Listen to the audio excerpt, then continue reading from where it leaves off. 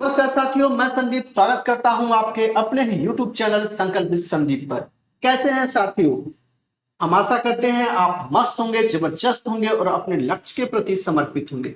साथियों, यह भी जानिए सीरीज में, या कह सकते हैं कि CDP साइकोलॉजी की सीरीज में आज हम लोग स्मृति और कल्पना के बारे में थोड़ी चर्चा करेंगे, जो कभी कभी आपकी परीक्षाओं में पूछ लिया जाता है। स्मृति क्या है और कल्पना क्या है, यह अंतर होता है, इस बात को समझ लीजिए।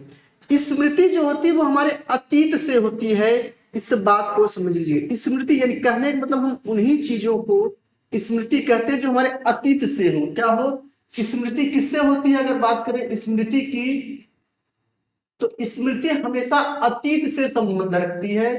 इस बात को समझ लीजिए, अतीत से संबंध रखती है।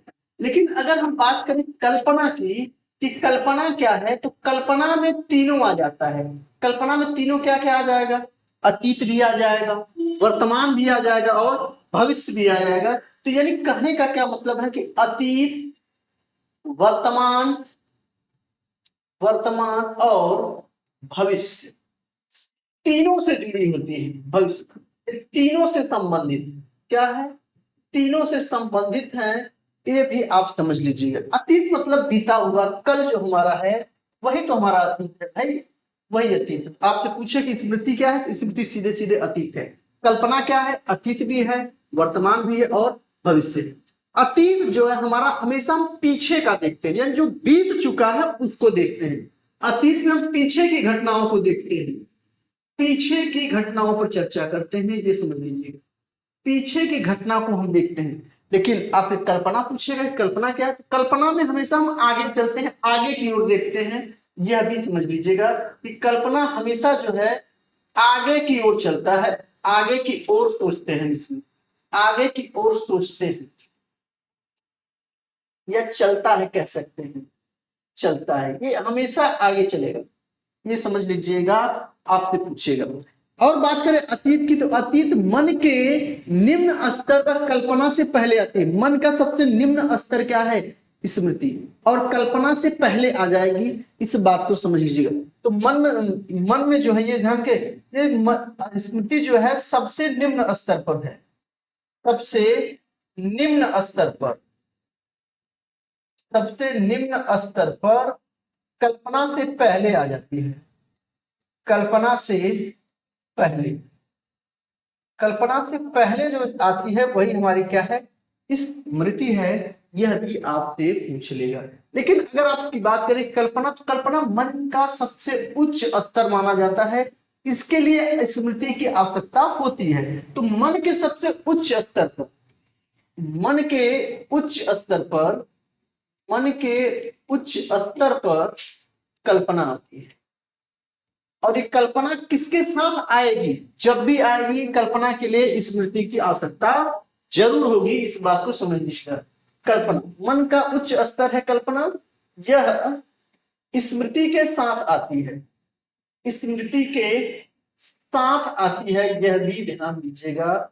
आपसे पूछ लेगा तो आप कहेंगे कि यह मन के साथ आती है, यानी मन इसमें स्मृति के साथ आती है, यानी कल्पना के लिए स्मृति का होना अनिवार्य है। स्मृति स्वयं के अनुभव से संबंधित है, लेकिन कल्पना जो है वो दूसरों के अनुभव से संबंधित है। समझ लीजिएगा, स्मृति स्वयं के अनुभव से संबंधित है, यह समझ लीजिएगा। आपसे पूछेगा कि स्वयं के अनुभव से संबंधित, स्वयं के अनुभव से संबंधित, इसमें स्वयं का अनुभव आएगा। लेकिन यहां दूसरों के अनुभव से संबंधित होगा, ये दूसरों के अनुभव से संबंधित होगा, यह भी समझ लीजिएगा। इसमें दूसरों के अनुभव को सम्मिलित किया जाएगा, दूसरों के अनुभव से संबंधित होगा। स्मृति केवल उत्पादक है, और कल्पना जो है उत्पादक और पुनरुत्पादक दोनों है, ये भी समझ लीजिएगा। स्मृति केवल उत्पादक है। स्मृति क्या है? स्मृति केवल उत्पादक में आता है, स्मृति केवल उत्पादक है, केवल उत्पादक। और कल्पना क्या है? कल्पना जो है उत्पादक और पुनरुत्पादक दोनों है, और पुनरुत्पादक,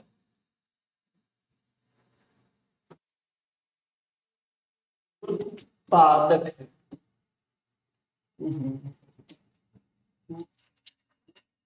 पुनरुत्पादक। पुनरुत्पादक है, यह भी आपसे पूछ लेगा कि पुनरुत्पादक कौन है, तो कल्पना पुनरुत्पादक है, स्मृति क्या है, उत्पादक है ना। स्मृति हमेशा पुराने अनुभवों को पुनः प्रस्तुत करती है, जबकि कल्पना जो है नवीन रचना, हम नई नई चीजों को कल्पना में ऐड करते हैं, ऐसा कर लेंगे, ऐसा हो जाएगा, वो कल्पना। लेकिन हम पुराने अनुभवों को जो प्रस्तुत करते हैं तो स्मृति है। स्मृति क्या है, पुराने अनुभवों का संग्रह है, पुराने अनुभवों का संग्रह। यह भी आपसे पूछ लेगा, ये स्मृति में, लेकिन कल्पना में नहीं है।